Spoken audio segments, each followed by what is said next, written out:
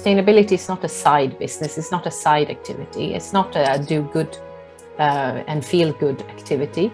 It is, those are kind of potential outcomes, but that shouldn't really not be the reason why you do it. Another reason to buy an EV is that you can power your home with an electric vehicle. I mean, we're getting more and more outages all over the world.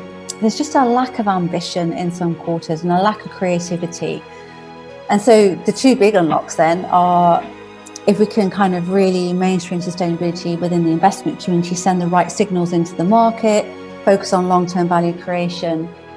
If we can be bold and ambitious, then I think you'll see an acceleration. Whatever you are good at, whatever you are passionate at, look at that through the lens of climate and look at climate through the lens of what you do, and then go forth and conquer. Measure what you care about and lead the change, and don't wait 100 years. We've gone from sustainability being a nice to do to a must do. It's a must do.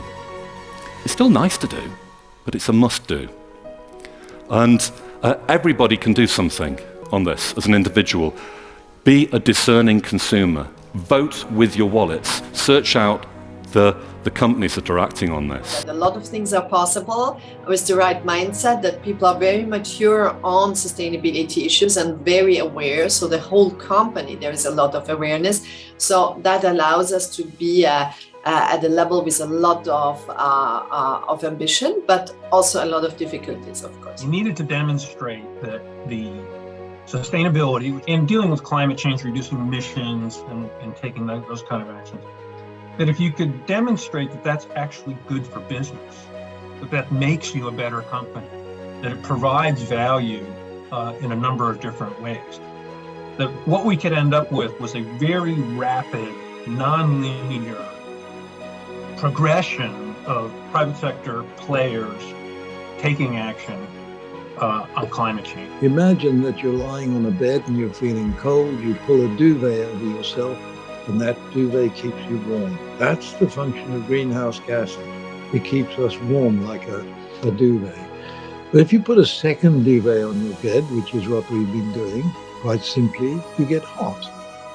Now that's where we are today.